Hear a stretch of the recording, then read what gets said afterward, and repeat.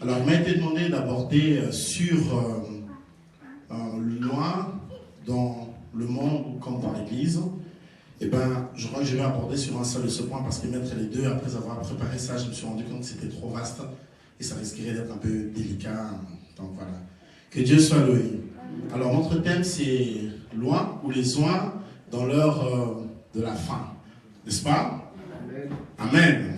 Donnez-moi un amen, s'il vous plaît. Amen. Eh bien, c'est sur ça que nous allons aborder aujourd'hui et ce soir. En fait, nous sommes vraiment dans le temps de la fin. Hier, Dr Abraham avait déjà assez brossé sur ça. Et les temps dans lesquels nous sommes en train de vivre, c'est un temps qui est délicat, qui est difficile. Et je crois que l'Église de notre temps, de notre génération, a des défis que Paul n'a pas connus ni les disciples au premier siècle. Alléluia. Amen. Il y a tant de défis que nous devons relever. Cependant, nous avons besoin d'une église qui est ointe, des enfants de Dieu qui ont l'onction pour donner des réponses ou apporter des questions à des problèmes d'aujourd'hui. Et vous savez, par exemple, en rapport avec l'éthique, les problèmes éthiques d'aujourd'hui, ce sont des problèmes du temps de la fin, c'est tellement délicat. Il n'y a pas plus tard qu'une semaine, j'étais à la télé en train de suivre sur TV5, si je bonne mémoire, on montrait les banques des spermes. Comment est-ce qu'elle va choisir le genre d'enfant qu'elle voulait avoir? Donc, s'il va être caucasien, s'il va avoir les yeux bleus, s'il doit être... Voilà. Donc, en fonction des spermes qu'il devait choisir, l'homme devait avoir... Le monsieur qui lui a donné les spermes devait avoir... Je n'êtes pas choqué que je parle de sperme, en tout cas, j'espère. Alléluia. Voilà. Donc, le monsieur doit avoir 1m87, 1m90, voilà. C'était un peu de choix, couleur de peau, etc. Donc, c'est comme si une personne choisissait son homme, en réalité. Donc, voilà. Tout ça, l'Église d'aujourd'hui a tant de défis, tant de questions, et il faut être loin pour apporter une solution Amen. À ce genre de situation. Amen. Alléluia. Amen. Parce que Paul n'a pas connu notre époque. Ce sont des situations très... Une fois à l'église à Kinshasa, j'ai fait une conférence sur le clonage. L'église face au clonage.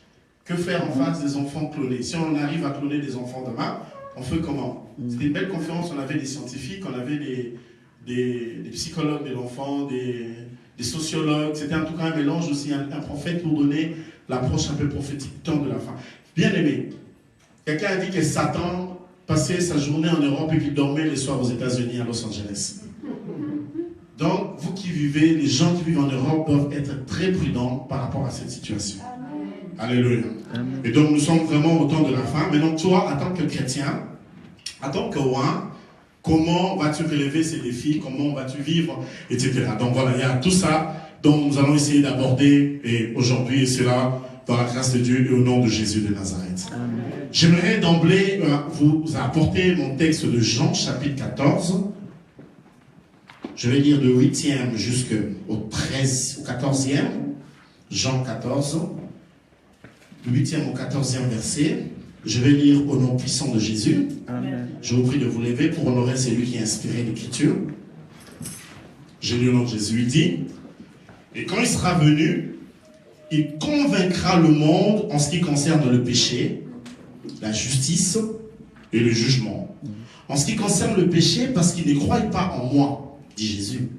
La justice, parce que je vais au Père et que vous ne me verrez plus. Le jugement, parce que le prince de ce monde est jugé. J'ai encore beaucoup de choses à vous dire, mais vous ne pouvez pas les porter maintenant. Quand le consolateur sera venu, l'esprit de vérité, il vous conduira dans toute la vérité, car il ne parlera pas de lui-même, mais il dira tout ce qu'il aura entendu, et il vous annoncera les choses à venir. Il me glorifiera, parce qu'il prendra de ce qui est à moi, et vous l'annoncerez. Merci. On peut acclamer ce soir. Que Dieu soit loué. Gloire à Dieu. Alors, j'aborde ce thème aujourd'hui en faisant comprendre un point qui est très important, c'est que nous venons de l'éternité et nous allons à l'éternité. Mais dans le chemin qui va de l'éternité à l'éternité, évidemment, Dieu a créé ce qu'on appelle un pont, qu'on appelle une zone tampon, une temporalité.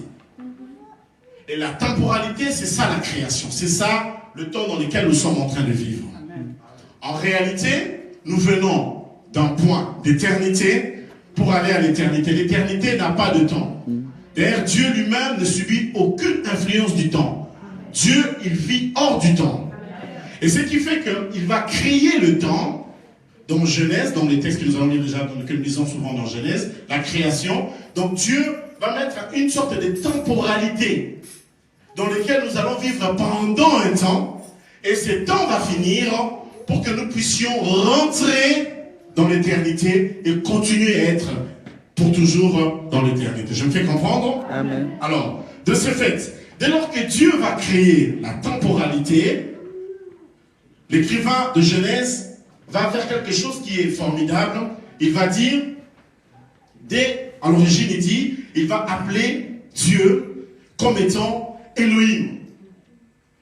Ah mais là, ça crée déjà un souci. Parce que, en hébreu, le mot Elohim, c'est au pluriel. Or, en hébreu, nous avons deux sortes de pluriels.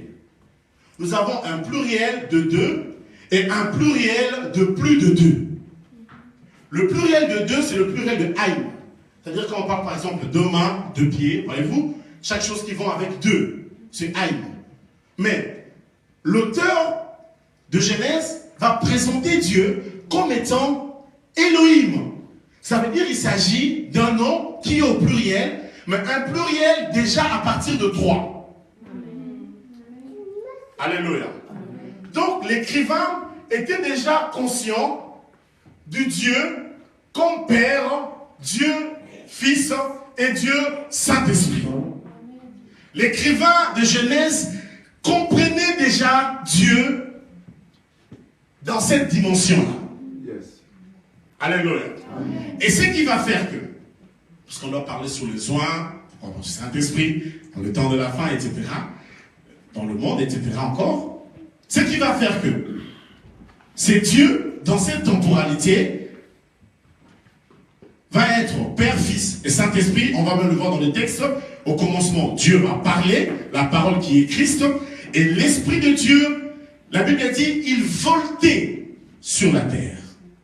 C'est un peu l'image de la colombe de Noé, au temps du déluge, quand la colombe fut lâchée, comment la colombe voltait. L'Esprit de Dieu ne posait pas ses pieds sur la terre, mais il voltait.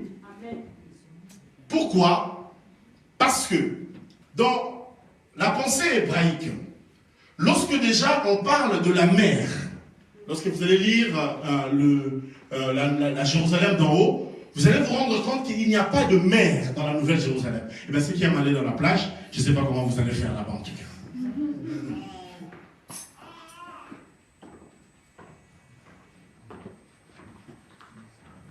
Je ne comprends pas. Ah, ok. D'accord. Alléluia. Donc, la mer va être déjà le symbole de la mort, le symbole de tout ce qui est être péché. Et l'Esprit de Dieu ne pouvait pas entrer en contact avec tout ce qui est mal, avec tout ce qui est péché. Et il voltait sur la terre, sur la mer, etc. Alléluia. Jusqu'au jour du sec, même au temps de Noé, quand il est le sec, l'olivier, il va le rapporter. Et Noé va comprendre que la vie va revenir sur la terre, etc. Et tout. Alors, j'aimerais faire voir une chose. Le Dieu d'Israël, le Saint d'Israël, Dieu est un Dieu saint. Et depuis l'ancienne économie qui est l'Ancien Testament, Dieu cherchait une chose, là où il va venir reposer. Amen. Et il a cherché à maintes reprises. Il a voulu venir reposer au milieu des hommes. Amen. Mais ne pouvons pas reposer là où il y avait le mal, là où il y avait le péché. Qu'est-ce qu'il a fait? Il va se faire le sanctuaire, qu'on va voir le tabernacle, etc. Dans l'ancienne économie, évidemment. Du moins, ça va être un endroit où lui, Dieu, peut venir habiter, reposer, rester avec les hommes. Parce que c'est un Dieu saint. Amen.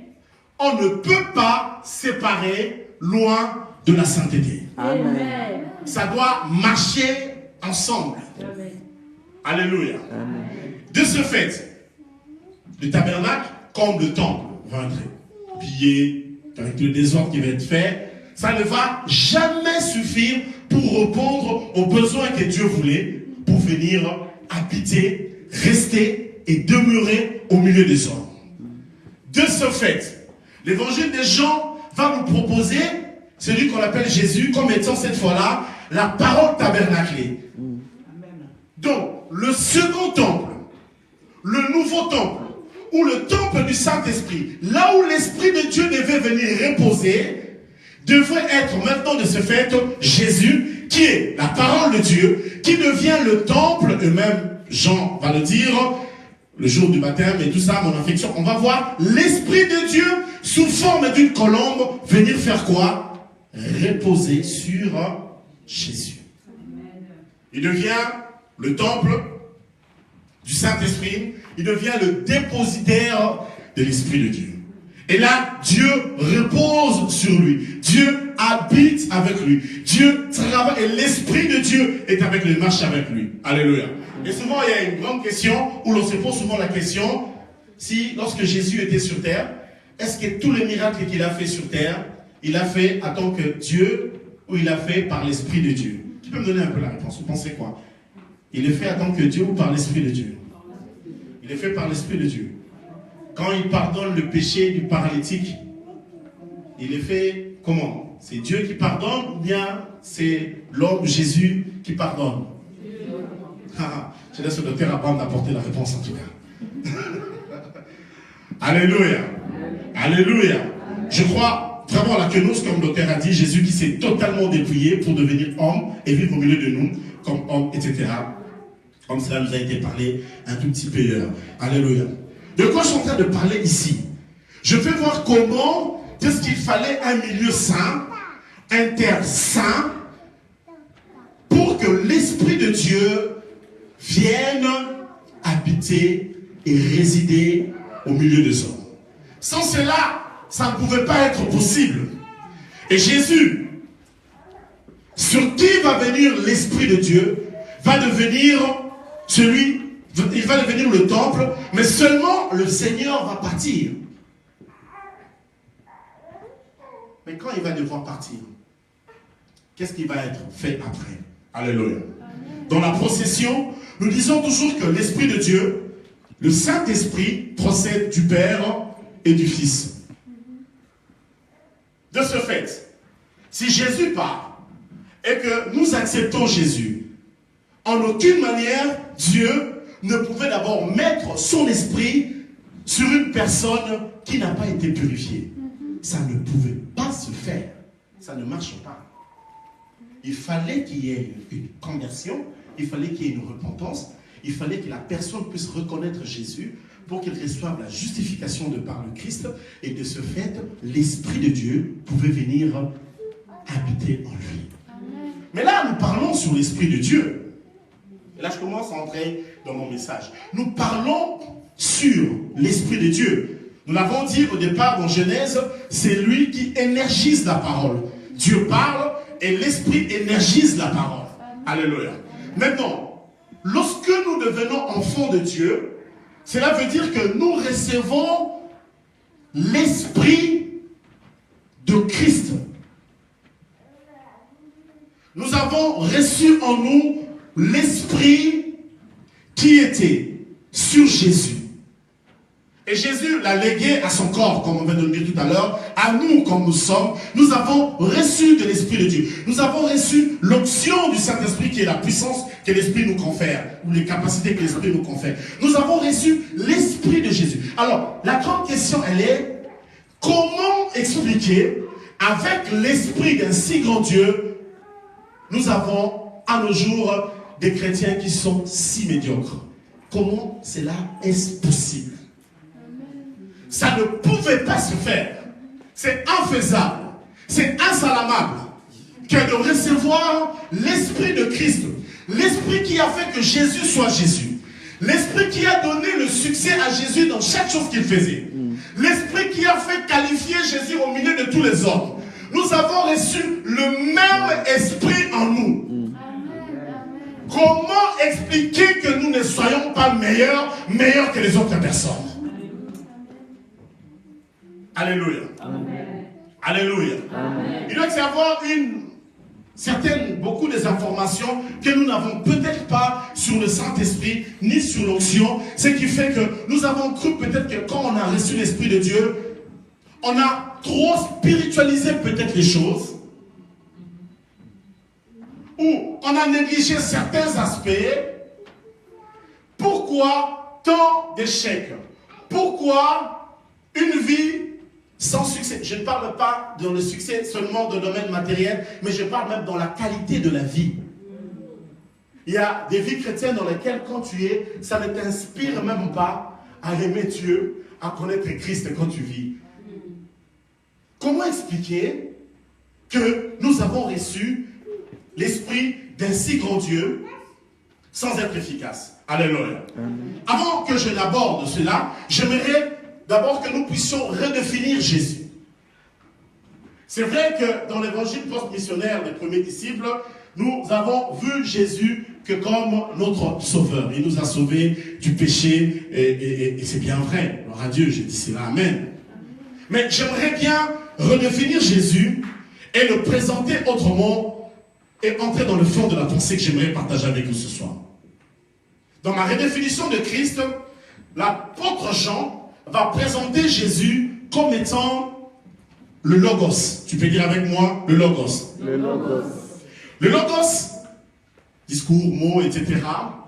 C'est la parole, évidemment, mais ce n'est pas la parole qui est parlée. Pourquoi tu es venu? Je t'ai appelé. Tu m'as entendu t'appeler. Voilà. Alléluia. Amen. Merci. Tu peux rentrer à ta place. Amen. Je voulais faire comprendre une chose, c'est que c'est le Logos. Le Logos n'est pas la parole qui est parlée, mais c'est la parole qui est raisonnée. Alléluia. Le serviteur de Dieu a dit que je lui ai appelé. En plus, il m'a dit, parce que tu m'as appelé. Mais vous tous êtes conscients que je ne l'ai pas appelé. Alléluia. En fait, dans la parole, il n'y a pas que les mots. Jésus est au-delà des mots. Amen. Il est au-delà des discours et des phrases. Alléluia. Alléluia. Amen. Et il est tellement au-delà que si nous arrivons à comprendre qui est Jésus, nous allons comprendre la nature de l'onction que Dieu nous a donnée pour être des réponses dans cette société du temps de la fin. Alléluia. Amen. Et souvent, j'étais dans un débat avec les branhamistes qui prennent Jésus comme étant la parole parlée. Je les ai dit, bon d'accord, s'il est la parole parlée, alors quand Dieu n'a pas encore dit, c'est que Jésus n'existe pas. Parce que pour qu'il existe, il faut que Dieu parle. Maintenant, quand il n'a pas dit, il dit non, il ne peut pas être la parole parlée. Le fait de dire que la parole parlée, ça sous-entend que Jésus devient une créature. On le crée alors. Or, Jésus n'est pas une créature. L'apôtre Paul dit il est l'intelligence de Dieu, il est la sagesse de Dieu. Donc, Dieu ne peut pas créer son intelligence. Ça risquerait de dire qu'avant que Jésus ne soit, Dieu n'a pas été intelligent. Vous comprenez ce que ça veut dire? Vous me suivez? De ce fait, je répète, le fait que Jésus ne soit pas seulement la parole qui est dite, il est toute la parole qui est raisonnée. Ça veut dire c'est lui l'intelligence de Dieu. C'est par lui que Dieu va penser le monde, qu'il va réfléchir le monde. C'est donc Dieu va voir le monde par lui.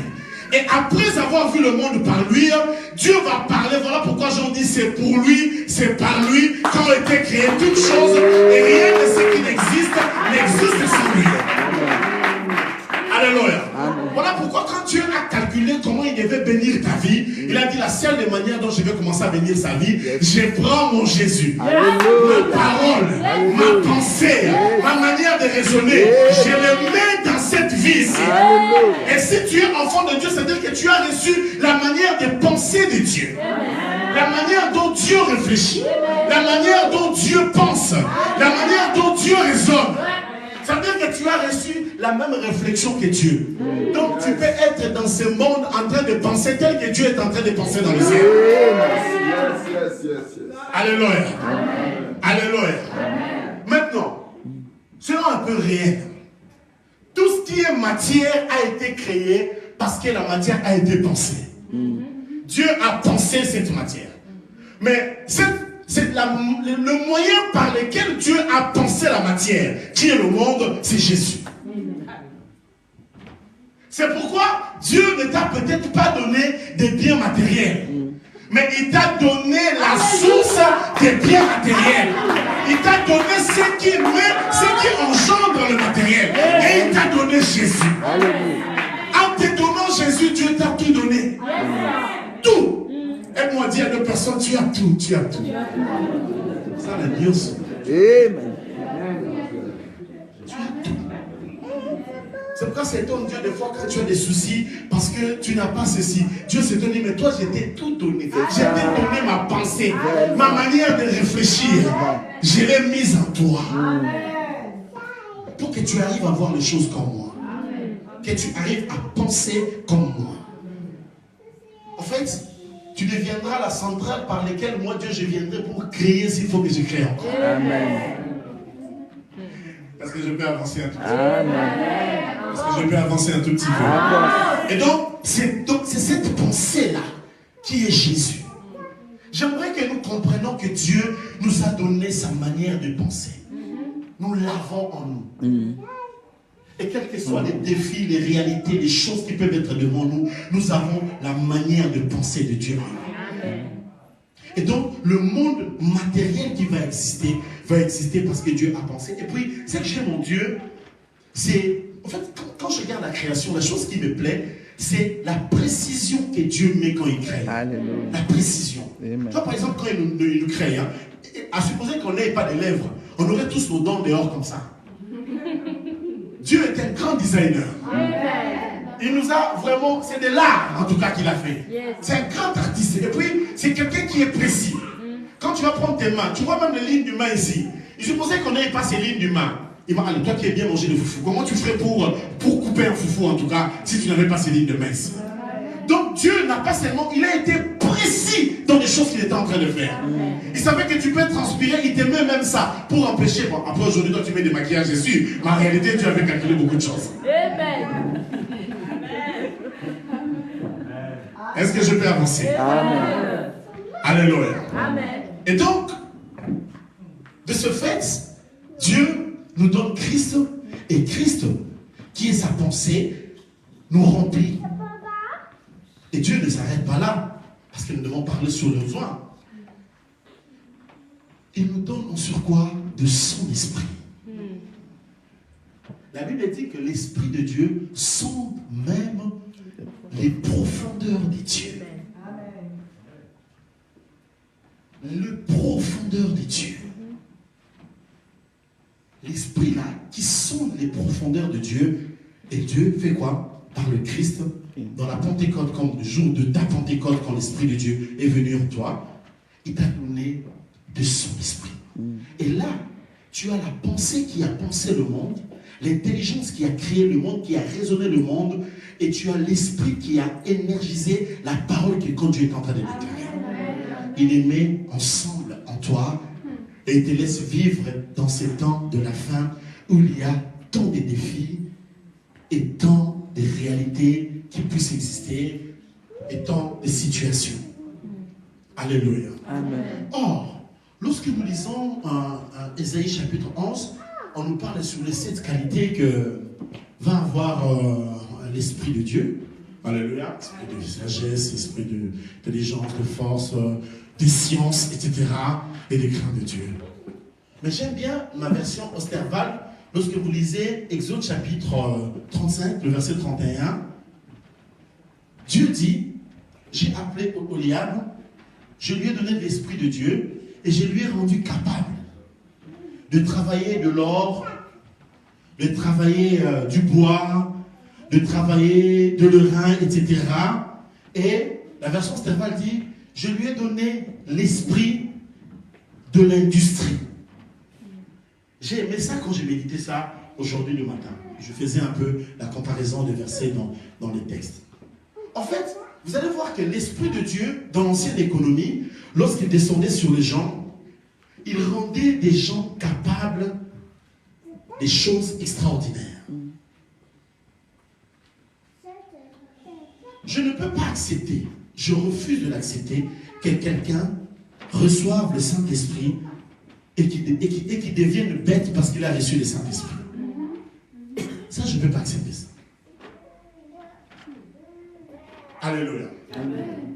Je ne peux pas comprendre comment est-ce que nous recevons l'Esprit de Dieu et que nous avons l'intelligence qui a créé la matière et que nous sommes chétifs, médiocres, pauvres.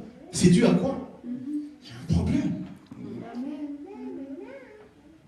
Je parlais avec une personne à Kinshasa qui est une grande autorité et qui a des relations avec Samsung. Il me dit que Samsung, je lui ai dit, est-ce que tu sais que Samsung c'est un protocole dans leur église? Le monde d'aujourd'hui a besoin d'une race de chrétiens qui parlent en langue, qui chassent les démons, qui sont spirituels, etc., qui sont efficaces dans les sphères spirituelles, mais aussi une autre dimension des chrétiens qui dans les sphères, dans la relation avec la matière, ils sont efficaces et sont capables de montrer que le créateur de la matière est en train de vivre de leur Dieu. Amen. Ceux-là ne courent pas pour la matière. Yes. Ceux-là n'aiment pas Dieu pour avoir la matière. Ceux-là ne sont pas à la recherche de Dieu parce que Dieu va leur donner ceci. Parce qu'on le connaît tous. Quand les gens viennent en Europe, ils prient pour que Dieu leur donne ci ou ça. Dès lors qu'ils ont ça, ils ne viennent plus à l'église. Donc ces gens ne viennent même pas pour le Seigneur. Ils viennent pour certains autres intérêts. Mais nous avons besoin d'une race de gens, des personnes qui ont compris qui est Jésus. Amen. Qui aiment Jésus, Amen. Qui savent ce qu'ils sont. Et même s'ils deviennent puissants, influents dans n'importe quel domaine, ils sont capables de tenir dans leurs bottes et de servir Dieu correctement. Amen. Amen, je veux dire quelque chose. Amen. Les chrétiens, nous avons perdu certaines sphères. Et souvent, quand je suis au pays, c'est très triste ici, peut-être ça va encore, quelqu'un peut faire son CV en langage facilement. Vous savez qu'il y a des bêtises qui se font en Afrique aujourd'hui. Quand vous entendez même pour qu'on puisse engager quelqu'un pour qu'il devienne domestique, on lui donne la condition d'entrer dans une loge. Ça ne va pas quand même. Pas jusqu'à ce point-là. Vraiment. Pour qu'on t'engage pour être domestique de quelqu'un, il t'impose, non, il faut être dans la loge. Et les gars souffrent tellement qu'ils acceptent. En fait, à l'époque, quand les gens étaient dans les loges, ils devenaient peut-être un pain, puis ils avaient un peu d'argent. Mais aujourd'hui, ce n'est même plus la condition. C'est tellement banal. Alléluia. Et nous sommes tristes de constater que les chrétiens sont là toujours à pleurnicher et à croire que tous les gens qui sont en train de réussir, ils réussissent parce qu'ils sont dans tel domaine, ils sont dans telle loge, ils sont dans telle histoire.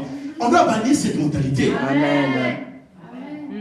Il faut que le monde comprenne que nous avons en nous l'auteur de la matière. Et que comme il est en nous, nous sommes capables de mettre en place des industries, de bouger le monde, mais pour la gloire du Seigneur. Nous voulons de cette option. L'esprit de l'industrie. Et lorsque nous lisons le texte nous dit, quand l'esprit viendra, il convaincra le monde. Le monde a besoin d'être convaincu. Il faut qu'ils soient convaincus. C'est ça leur problème. Jésus dit, il va les convaincre parce qu'ils ne croient pas en moi. Et le verbe croire, c'est le verbe pistis, ça veut dire, ils n'adhèrent pas à moi. Or, pourquoi le monde n'adhère pas à Jésus? Parce que le monde croit que pour réussir, il a besoin d'adhérer à d'autres logiques spirituelles. Et là, ils se disent que s'ils adhèrent dans telle loge, dans telle histoire, ils vont réussir. Mais, si nous pouvons leur prouver le contraire, que notre réussite sociale elle est évangélique, que nous pouvons réussir parce que nous avons Jésus et être en paix parce que nous avons Christ. Si nous pouvons leur démontrer cela, alléluia. Nous voulons un christianisme qui voit les choses haut, qui comprenne les défis dans ce temps de la fin. J'aimerais dire 2 ou 3 choses encore. Alléluia. Lorsque vous voyez le monde aujourd'hui, ça ne va pas, ça ne marche pas. J'ai regardé le président français qui a démissionné, j'ai dit, mon bonhomme, tu dois être courageux. Merci parce que tu as voulu simplement faire comprendre aux gens qu'ils n'arrivent plus. La vérité, c'est que tous les hommes politiques n'arrivent plus aujourd'hui. Moi, je ne peux pas aller voter. Même si vous m'appelez, je n'irai pas. Parce qu'aucun programme ne peut me convaincre. Parce que je sais que vous n'êtes pas capable de faire ce que vous promettez aux gens. C'est impossible. En fait, les gens sont arrivés à bout de souffle. il faut une génération, Joseph, qui a des propositions sur des lois économiques que seul le Saint-Esprit, que seul l'onction du Seigneur a proposé pour trouver des solutions dans ce genre de situation. Sinon, on ne va pas s'en sortir. Vous pouvez prendre des savants en économie, des docteurs en économie, les mettre en place. Ça ne changera rien. Personne ne nous tirera de l'affaire. C'est fini. Alléluia. Tous ceux qui veulent rester dans le pouvoir, ils ne veulent que pour leur peuple de la maison en réalité. Mais pour le peuple comme ça, ils ne peuvent rien faire pour vous. Ce n'est pas qu'ils ne vous aiment pas. Voyez les civils, ils n'ont plus l'intelligence pour donner, pour offrir. C'est fini. Alléluia. C'est pourquoi on fouille dans des lois de société pour tricoter la famille, essayer de distraire les gens. Les problèmes économiques, donner des solutions économiques. Ils n'ont pas ça. Alléluia. Et nous prions que Dieu suscite au milieu de notre église aujourd'hui, dans le contexte de l'évangélisation, des hommes et des femmes qui vont récupérer 3 secteurs que nous, églises, nous avons laissés parfois entre le monde du monde.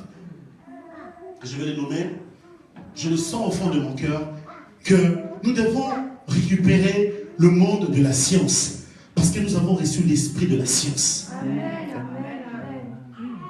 Si nous avons des enfants qui étudient, ma prière est que l'onction de Dieu vienne sur eux et qu'ils fassent des grandes études pour devenir des bons professeurs chrétiens, des professeurs au travers des recherches qui vont trouver des choses dans le contexte, que ce soit de la biologie, dans n'importe quelle science, par l'Esprit de Dieu. Amen. Ça, c'est ma prière.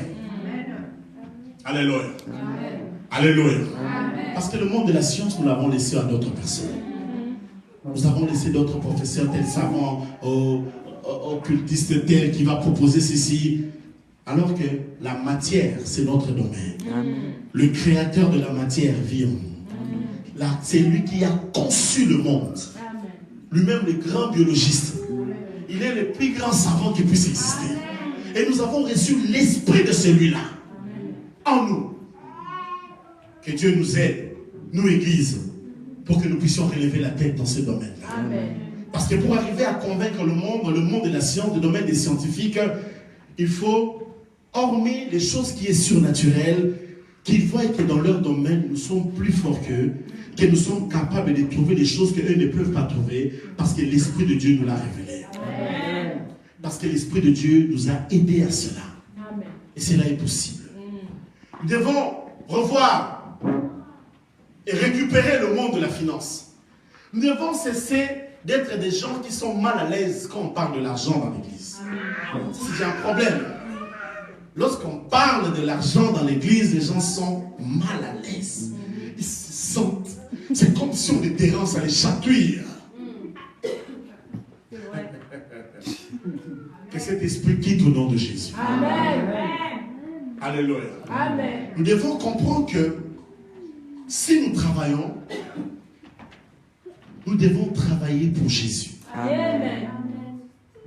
Est-ce que je me fais comprendre? Amen. Ça veut dire que je travaille pour Jésus. Ça fait environ 5 à 6 ans que moi, je ne prends plus le salaire dans notre église. J'ai arrêté de prendre ça. Il y avait certains défis financiers à faire, donc je m'étais privé, j'ai dit non, plus de salaire. On remet les histoires un peu dans le contexte de la construction, durant 5 à 6 ans. Jusqu'aujourd'hui, je n'ai pas encore, je crois que l'année prochaine, peut-être que je vais. Alléluia. Et je vous l'ai dit pourquoi. J'ai vécu pendant tous ces 6 ans-là. Voilà, je suis vivant, n'est-ce pas? Il faut que nous comprenions une chose aujourd'hui, que si je travaille, il faut que le Seigneur ait ma part dans ce travail ici que je suis en train de faire. Alléluia. Je vais travailler pour le Seigneur.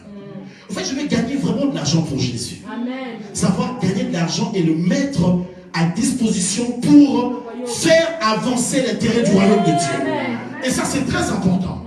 Aussi longtemps qu'on n'aura pas cette mentalité, on aura du mal à vivre les réserves de Dieu en ce qui concerne la vie dans le domaine de la finance.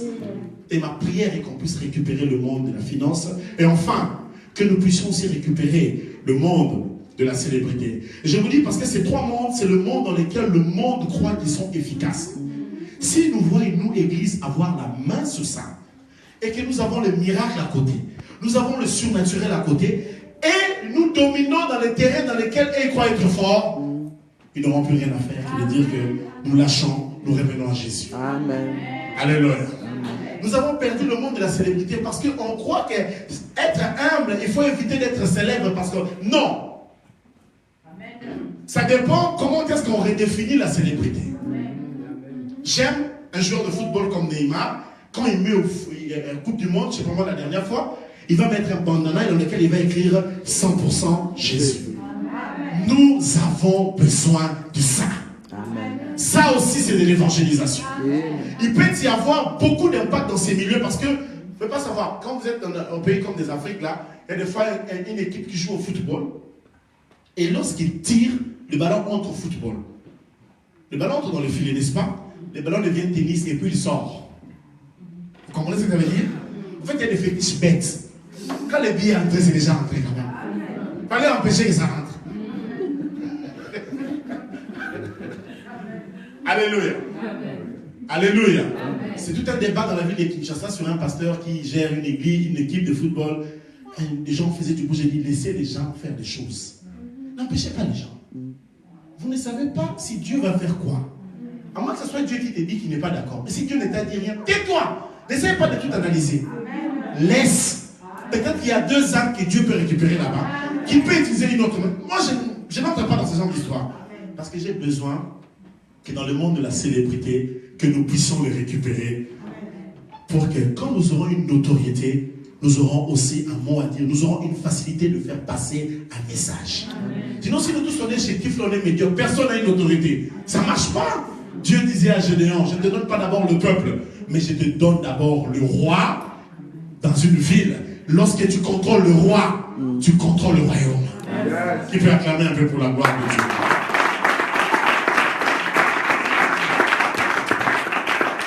Nous avons besoin de convaincre le monde. Il faut que les gens soient convaincus. Et ils doivent voir ce que nous sommes. Je vais finir en disant une chose. Lorsque vous lisez en hébreu, l'esprit, c'est toujours en féminin. C'est la roua. L'esprit est toujours en féminin. C'est la roua, l'esprit, en féminin. Et c'est très important. Parce que si nous voulons avoir cette onction pour convaincre le monde, nous devons être sensibles à l'esprit de Dieu. Or, l'être la plus sensible, c'est la femme. La femme, elle est sensible, n'est-ce pas? La femme est très sensible. Il suffit que tu lui amènes ce bouquet de fleurs et que tu lui donnes, elle pleure. Des fois, la femme pleure pour une bonne nouvelle, mais elle est en train de pleurer pour une bonne nouvelle. Une petite carte, ma tomate, mon chou, bon, en Afrique on dirait ma chikwang et tout ça. Et puis, dès lors qu'elle a ça, elle voit ça, elle pleure. Alléluia. Voilà pourquoi Dieu nous a fait épouse de Christ. Pour que nous ayons cette sensibilité à l'Esprit de Dieu. Si nous sommes sensibles à l'Esprit de Dieu, l'Esprit de Dieu, qui est déjà la roua, va se saisir de nous et nous serons capables de convaincre le monde et d'impacter le monde. J'arrive à la fin, je redonne la parole au docteur.